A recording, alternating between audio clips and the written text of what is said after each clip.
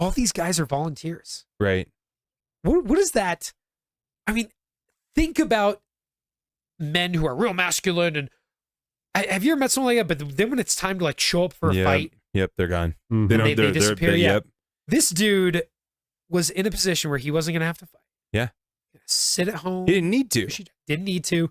Literally resigns that position Yeah. and gets his buddies from college. Yeah. And gets his buddies, his cowboy buddies, and they literally for the sole purpose of, hey, we got to fight in this war. Man, reminds me of Pat Tillman a little bit, but It does. Yep. no, that's man, that's super kind of convicting, right? Like what would I do right now outside of maybe take care of my family? Like what could happen that I would be so convicted to leave everything I had built to go, I'm going to go put myself in harm's way? I would argue that it's a little different these days. How so? I mean, Okay.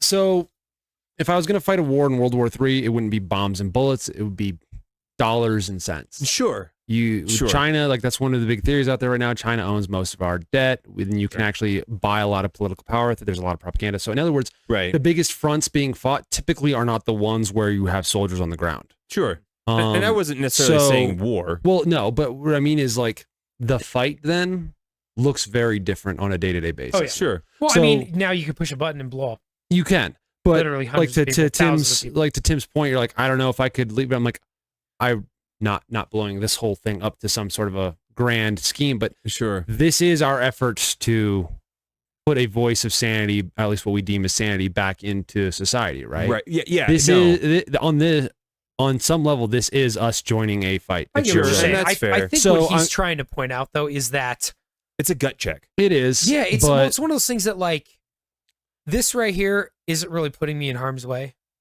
No. You know what I mean? Yeah. To you'd an be extent. surprised. Okay, let's look at this. Like, well, that's what I mean. Like, I don't But- think harm's way looks like what it used to. Like, you Yeah. could still go overseas, but now, like, your job can be removed from you at any moment. Sure. I mean, You could be and I agree with blacklisted that. from every college, every high school, every you'd be elementary school, and you would not be I able to wouldn't earn a surprised living, right? that lies somewhere in my future, to be honest. So I'm Here saying, in like, Colorado. we are entering an era where speaking for what you believe in is Yeah. becoming a Yeah, point where you're that's putting fair. your Yeah. livelihood and your family on the line. but so, I definitely think there is a difference when you're.